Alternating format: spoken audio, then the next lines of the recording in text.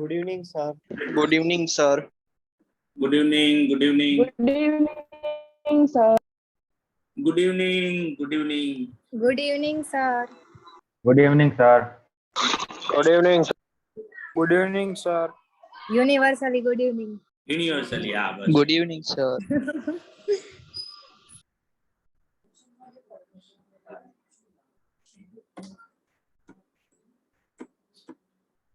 તો જુઓ બાળકો આપણું A7 અને A7 માં હવે આપણે લાસ્ટ જે ક્વેશ્ચન્સ બાકી છે તો આપણે છેલ્લે આ ક્વેશ્ચન કર્યો અને આ એક કરી નાખ્યો છે.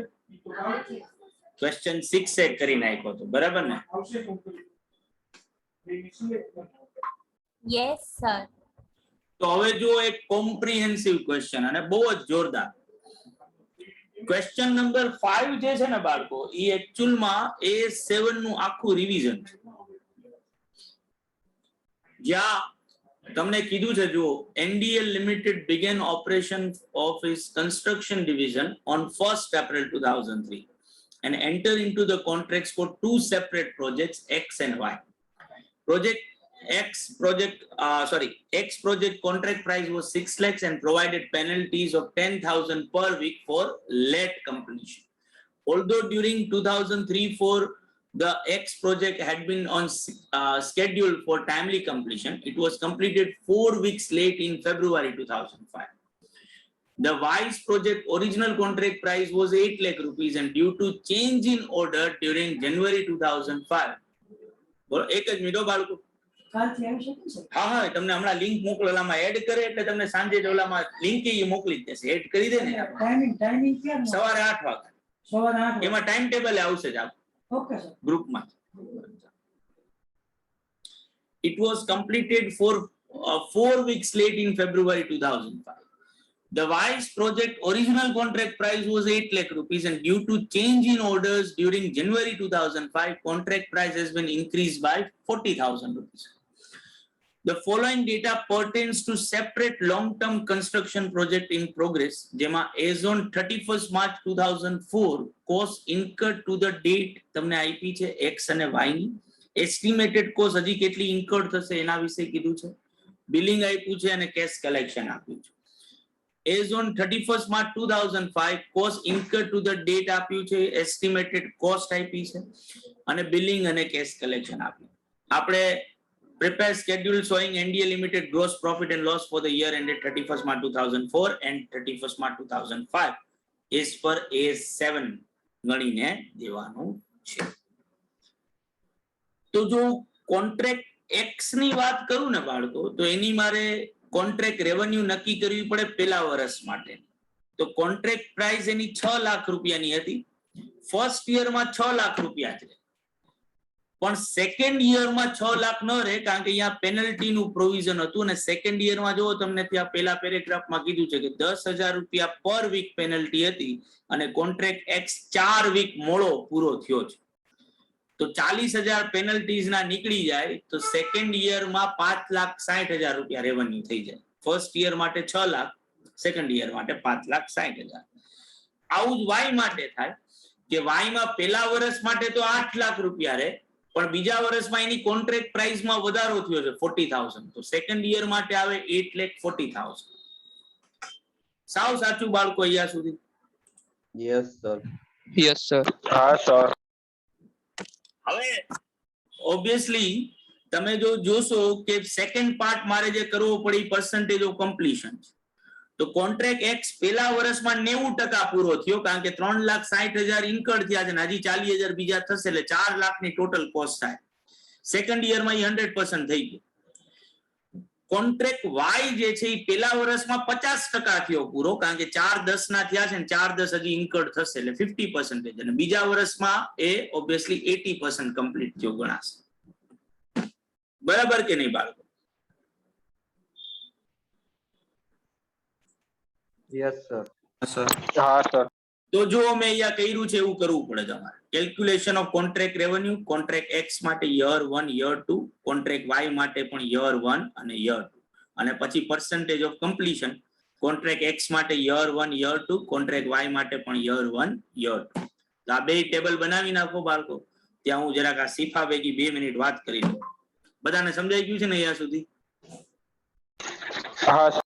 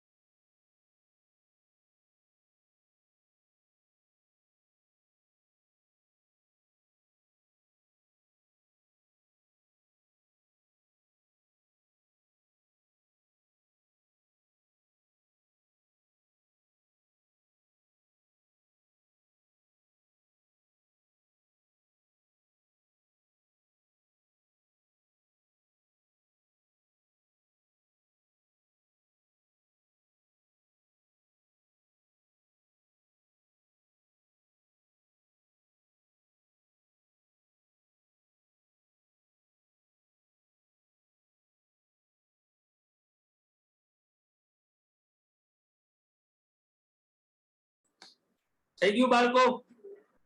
હા સર. એક જ minute.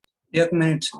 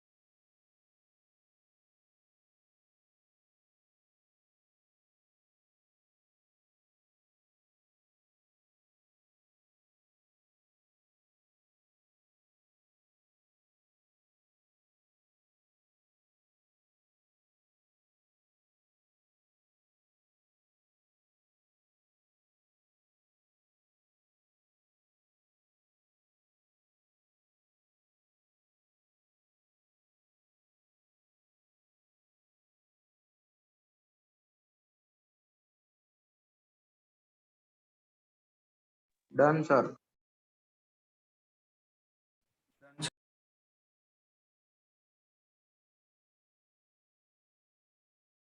Sir, mic off. Mic. જો મારે હવે કરવું હોય તો મારું નેક્સ્ટ સ્ટેપ શું થાય?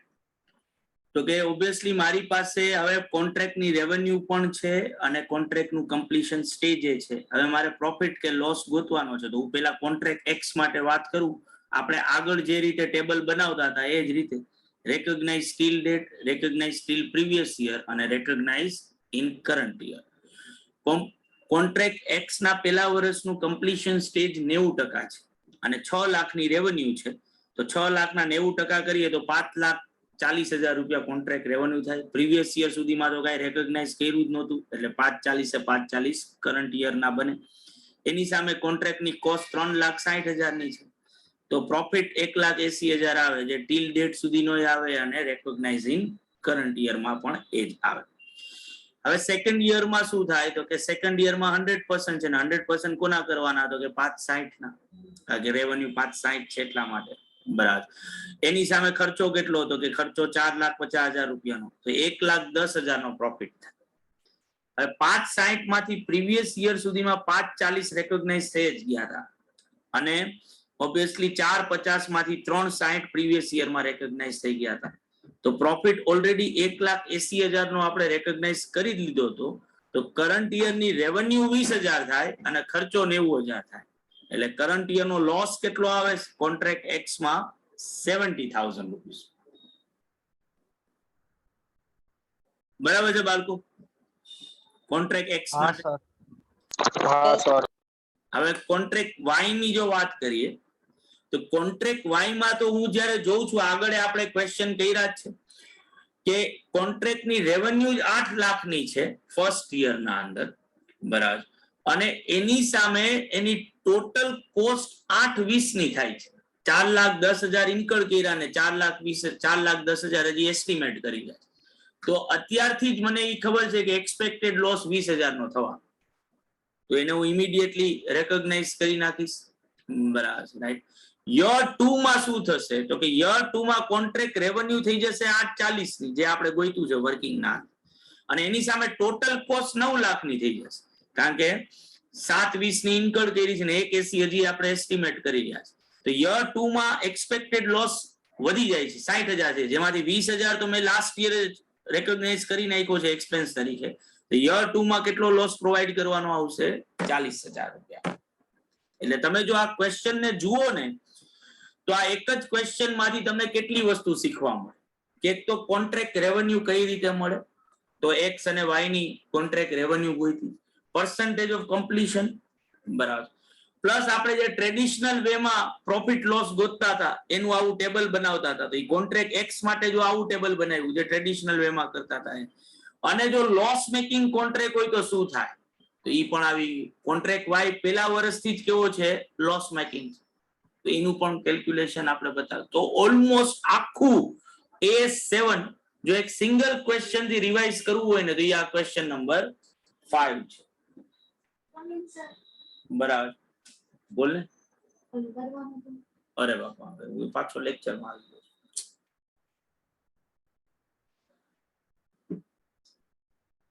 બરાબર છે બાળકો આ વસ્તુ? આ ડીટી બોલ. સર આમાં પર્સન્ટેજ ઓફ કમ્પ્લીશન 50% છે, તો આપણે ઓલું 10,000 પ્રોપોર્શનેટ રૂપિયા નહીં કરવું પડે? એક્સપેન્ડિચર તરીકે 10,000 નું પ્રોવિઝન કરવાનું આવે. હા સર, ઈ જ ડાઉટ હતો. ઓકે. તારે રજીસ્ટ્રેશન થઈ ગયું છે કે રજીસ્ટ્રેશન જ નથી? ગૂગલ ફોર્મ માં આવ્યું હતું ઈ નહીં, એનાથી ક્યાં લેવા દેવા? હું તો તને ઇન્સ્ટિટ્યૂટ નું રજીસ્ટ્રેશન એની જ વાત છે સર. કેમ આજે સર આગલી સ્લાઇડ કરજો. તું તો કઈ 4-5 દિવસ સુધી એડમિશન લઈ લીધું છે. તો આજનો દિવસ કેમ થયું ગોઠવ્યો? મેં વિચાર્યું કે હું કરી લઈશ પણ થતું નથી. દિવસ તું તારી સાચી છે, પણ માન કે આપણાથી હું તારા ભેગો અત્યારે બેસું નોય થાય તો આ તો છેલ્લો દિવસ. જો રજીસ્ટ્રેશન જ નહીં થાય તો શું કરશો? કારણ કે આ તો એના જેવી વસ્તુ છે કે આપણે જો નહીં કરી શક્યા તો કાંઈ, તો આ તો તારે ત્યારે આપણને ખબર જ હતી. બાળકો આ પેલું સોરી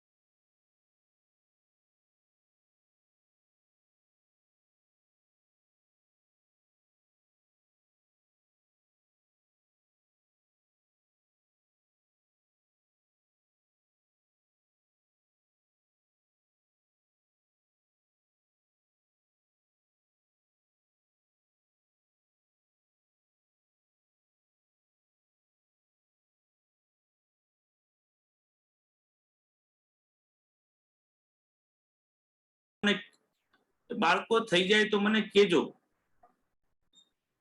બાકી છે.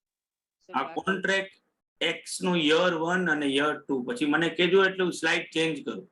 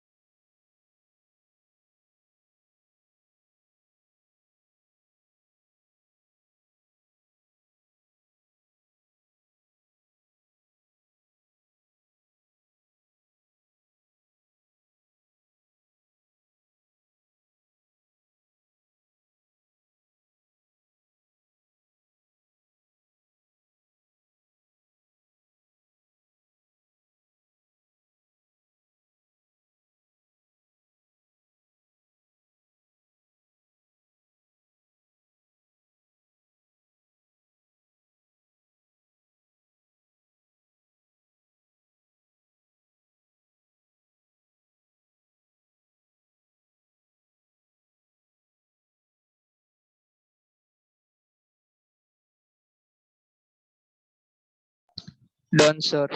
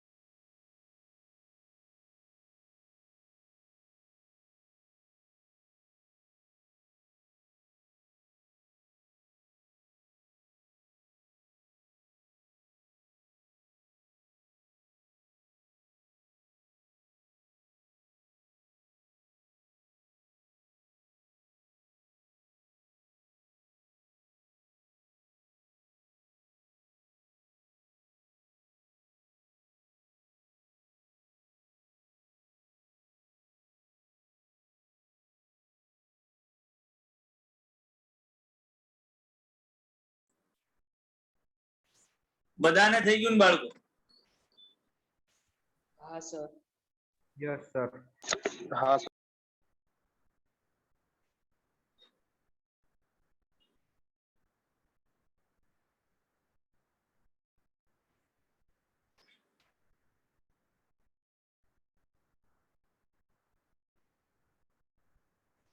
તો હવે જુઓ તમને 5 મિનિટ્સ આપું છું બાળકો. ક્વેશ્ચન નંબર 7 છે.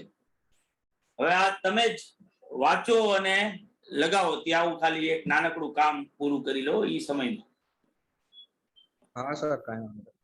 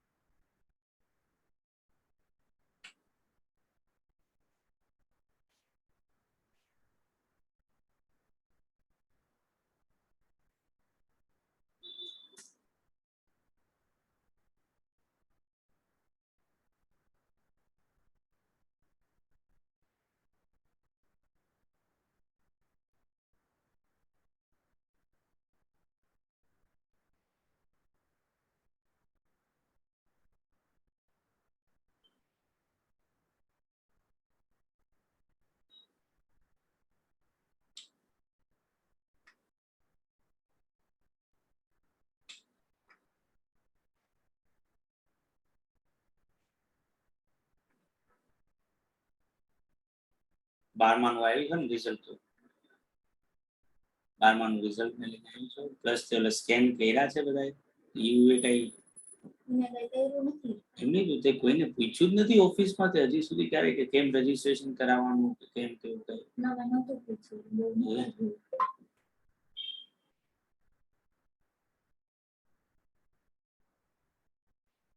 બારમાનું કઈક તું કારણ કે તારો ફોટો જોશે એક તો પાસપોર્ટ સાઇઝ સમજ. બારમાનું રિઝલ્ટ જોશે પ્લસ તારી ટૂંકમાં જે બર્થ ડેટ લખેલી હોય ને ઇંગ્લિશમાં એટલે મેરિટ સર્ટિફિકેટ હોય તો એ ઈ જોશે. બસ.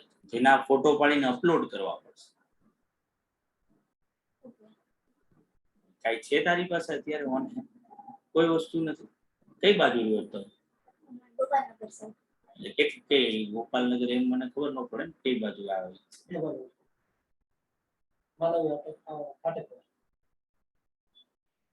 ઓહ એટલે વાહ ગોંડલ રોડ પાસે કે એટલે પીડીએમ જ આવી ગયું ને ઓલમોસ્ટ. ઓહ અરે હું સર એકવાર ઘરે ટ્રાય કરું.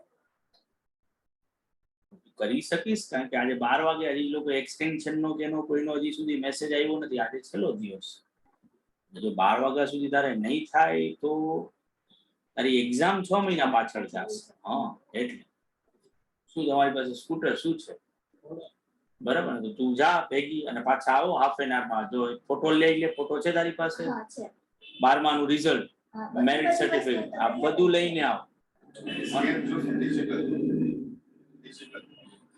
હા એ તો એના ઓલા ફોનમાં ઓલું હશે ને સ્કેન કરી નાખશો યાર. બાકી ઓલો ફોટો પાડીને જેપીજી ના અંદર નાખી.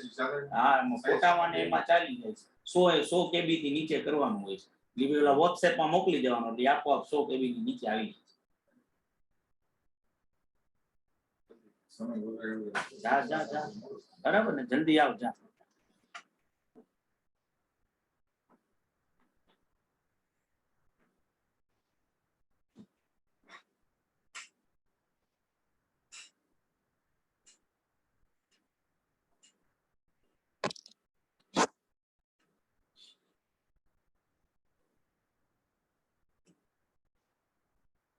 થઈ ગયો બાળકો?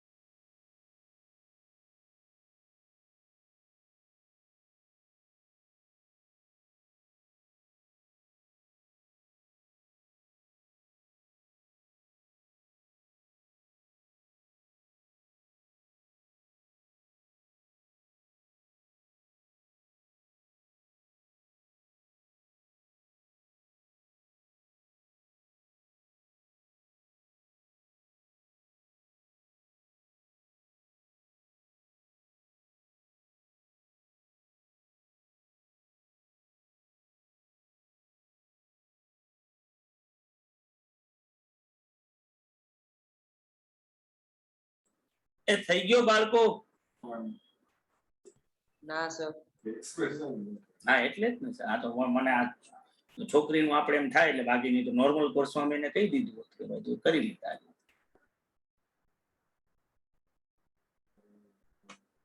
એમ તો સાહેબ છેલ્લી તારીખે હું ઘડી લાવી લેતા હું છે ડેડલાઈન માર્ક્સ.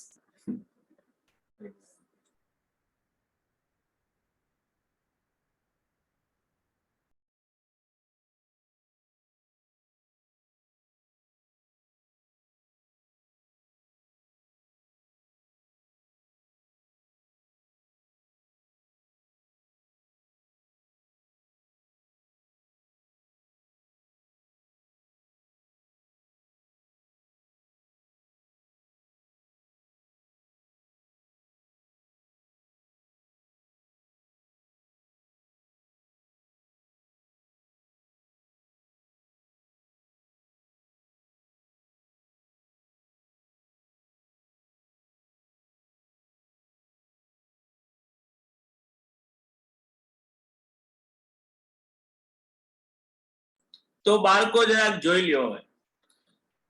જો કોન્ટ્રાક્ટ પ્રાઇસ 1000 આપેલી જ છે, વર્ક સર્ટિફાઈડ એટ કોસ્ટ આપ્યું છે, ધેટ મીન્સ કે આટલા રૂપિયાનો ખર્ચો ટીલ ડેટ સુધી ઇન્કર્ડ થઈ ચૂક્યો છે.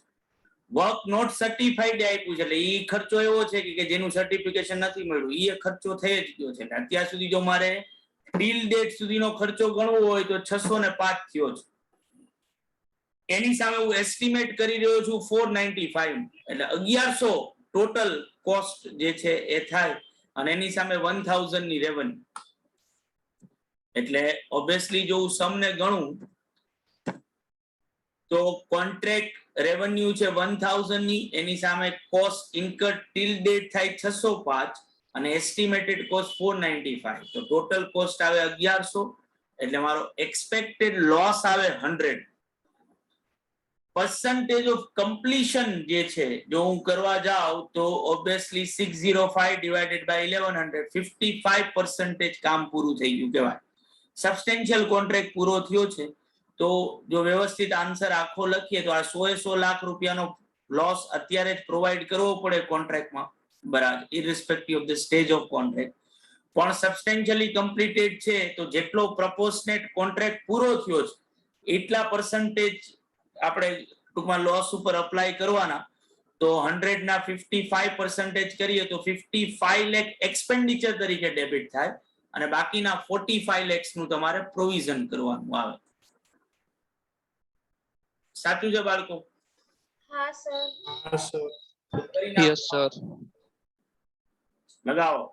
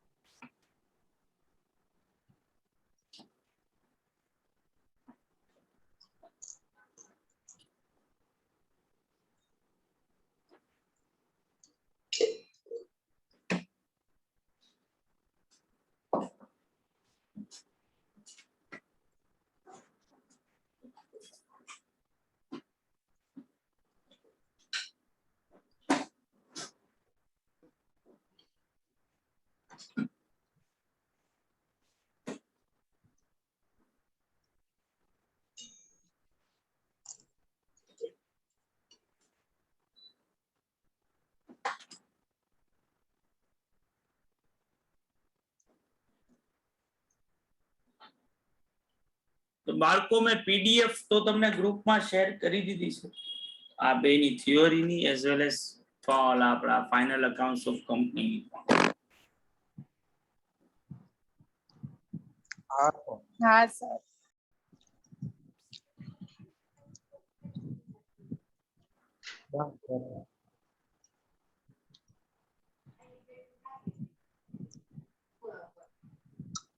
શું મારે લેક્ચર છે 9 વાગ્યા સુધી. कृपाली माइक म्यूट कर दे.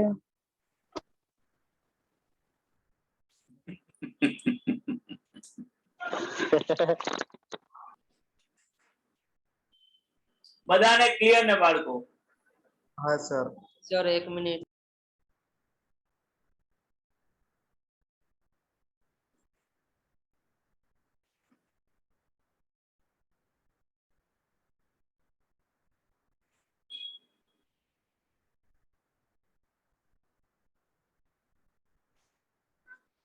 अब मुझे रात दिन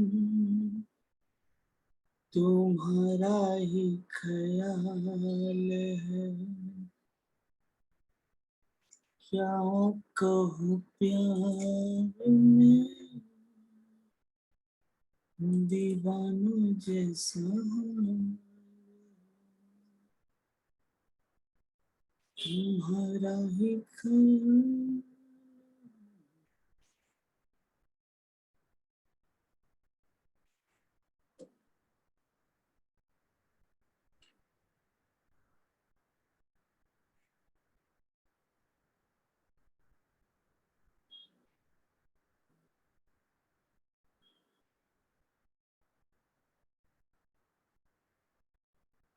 તો આપણે ભાઈ ટોટલ આ 8 ક્વેશ્ચન્સ કર્યા. હવે લીથામાં એક 9મો ક્વેશ્ચન છે. આ અત્યારે નથી કરી રહ્યા બાળકો, કારણ કે જો તમે AS5 જ્યારે આપણે કરીશું ને, profit and loss for the period prior period items and event occur after balance sheet date વાળું જે છે, તો ત્યારે આ ક્વેશ્ચન સેમ ત્યાં change in accounting estimate related question છે. તો આપણે આ ક્વેશ્ચન ત્યાં પાછો સેમ ત્યાં કરવાનો આવશે. તો ઈ પોઈન્ટ સમજતી વખતે જ આ ક્વેશ્ચન ને શું કરશું, આપણે અટેમ્પ્ટ કરીશું. એટલે આ ક્વેશ્ચન 9 જે છે એ અત્યારે કરી રહ્યા નથી.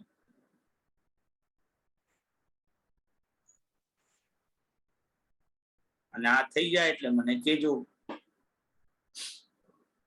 થઈ ગયું છે સર.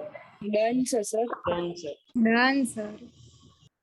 તો બાળકો અહીંયા A7 જે છે એ પણ આપણું અહીંયા શું થાય છે, પૂરું જાહેર થાય છે.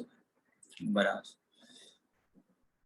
અને હવે જે છે આપણે મીટિંગ ને હું કરું છું ક્લોઝ, જેથી કરીને અલગ અલગ રેકોર્ડિંગ પોસિબલ થઈ શકે. જોઈન્ટ પ્રોડક્ટ્સ બાય પ્રોડક્ટ્સ આપણા કોસ્ટ ના અંદર આપણે જઈશું અને જોઈન્ટ પ્રોડક્ટ બાય પ્રોડક્ટ્સ વાળું ચેપ્ટર જે છે એ સ્ટાર્ટ જે કર્યું હતું એની થિયોરીને આગળ સમજીશું. તો તરત જ બાળકો મળીએ છીએ. ખાલી આ રેકોર્ડિંગ પર્પઝથી હું ખાલી આને ક્લોઝ કરી રહ્યો છું.